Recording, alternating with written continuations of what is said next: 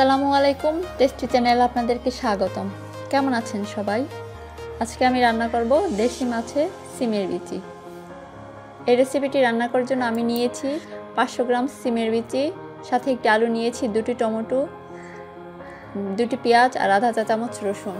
এখানে আমি 500 গ্রাম মাছ নিয়েছি, কই মাছ নিয়েছি আর শিং মাছ নিয়েছি। এগুলোতে অল্প পরিমাণ হলুদ আর লবণ দিয়ে ভালো করে মাখিয়ে নিব। আমরা প্রথমে ভেজে ফেলবো মাছগুলোকে। চুলায় একটা ফ্রাই প্যান বসালাম। ফ্রাই প্যানটি ভালো করে গরম করে নিতে হবে।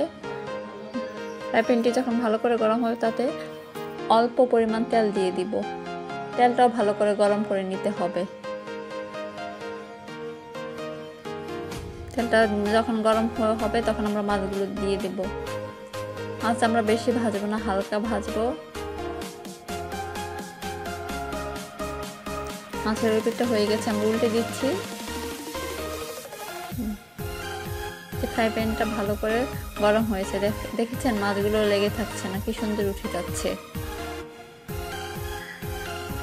এবার আমরা কই মাছগুলো উঠিয়ে ফেলবো।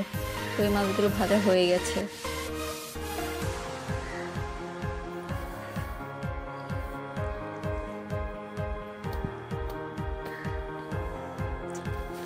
আমাদের মাছগুলো ভাজা হয়ে গেছে। আমরা এই তেলটার মধ্যে সিমের বিচি, পেঁয়াজ আর রসুন দিয়ে ভেজে ফেলবো। এগুলো আমরা একটু ভালো করে ভেজে নিব, তাহলে আর সিমের বিচিগুলো ভাঙবে না, গোটা গোটা থাকবে। এটা আপনারা অবশ্যই বাসায় রান্না করে খাবেন। এটা সিমের বিচি একটু পুষ্টিকর খাবার। সিমের বিচির মধ্যে অনেক পুষ্টি আছে। বাসায় রান্না করে আমাকে কমেন্টে জানাবেন এই রেসিপিটি কেমন হয়েছে। এখানে এবার আমরা মশলাগুলো দিয়ে দিব। প্রথমে দিয়েছি লবণ স্বাদ অনুযায়ী দিব। আধা চা চামচ ধনিয়া, আধা চা চামচ মরিচের গুঁড়ো আর আধা চা চামচের থেকে একটু কম দেব হলুদের গুঁড়োটা। হলুদের গুঁড়ো কম, এসব তরকারির মধ্যে হলুদের গুঁড়ো কম দিলে কালারটা সুন্দর আসে তরকারির।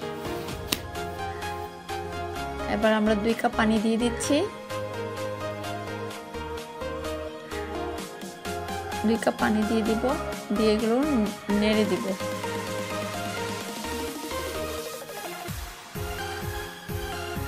মাছগুলো দিয়ে ভালো করে কষিয়ে নিব। যখন আমরা কষাবো, প্রথমে একটা পাক উঠলে যখন কষাবো তখন চুলাটা কমিয়ে দিব, লো হিটে রাখবো। না, লো হিটে না, মিডিয়াম হিটে রাখবো, তাহলে সিমের বিচিটা সুন্দর করে সিদ্ধ হবে। এবার দেখি আমাদের সিমের বিচিটা সিদ্ধ হয়েছে কিনা। সিদ্ধ হয়েছে মনে হচ্ছে, সিদ্ধ হয়েছে। এবার আমরা টমেটোগুলো আর মরিচগুলো দিয়ে দিলাম। তাতে আবার 2 কাপ পানি দিব।